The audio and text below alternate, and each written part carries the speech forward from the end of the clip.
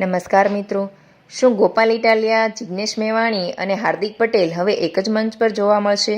શું આ ત્રણેય નેતાઓ જયરાજસિંહ જાડેજા અને અનિરુદ્ધસિંહ જાડેજા વિરુદ્ધ ગોંડલમાં છેડાયેલ જંગમાં ભાગ લેશે?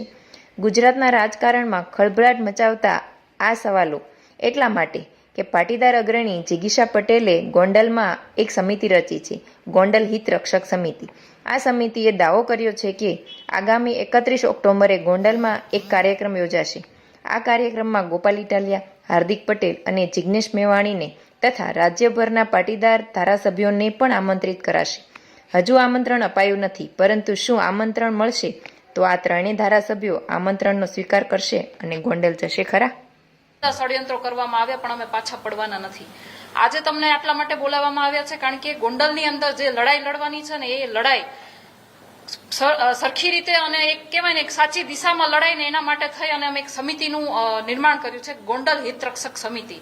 જેમાં ઘણા બધા નિર્ણયો હવે લેવામાં આવશે, સાથે રહીને લેવામાં આવશે અને નીડર અને જાબાદ જે યુવાનો છે, જે કોઈનાથી ડરતા નથી અને જેને સમાજ માટે કંઈ કરવું છે ને એવા યુવાનો અમારી સાથે જોડાણા છે અને એ બધાને સાથે લઈ અને આગળના જે કંઈ પણ ફેસલા છે એ કરવામાં આવશે.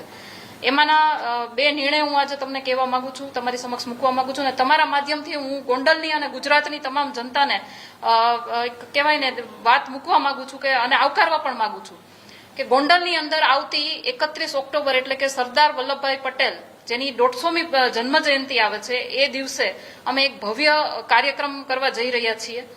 અને સરદાર વલ્લભભાઈ પટેલ એટલે કે જેને 562 રજવાડા એક કર્યા હતા અને જેને ખરા અર્થમાં આપણને આઝાદી અપાવી હતી એવા સરદાર વલ્લભભાઈ પટેલની જયારે 150મી જન્મ જયંતિ આવતી હોય અને એ જ સમયે અમે વિનુભાઈ સિંગાડા કે જેને આખા ગુજરાતની અંદર છોટે સરદાર તરીકે ઓળખવામાં આવે છે, એ સ્વર્ગસ્થ વિનુભાઈ સિંગાડાની મૂર્તિનું જે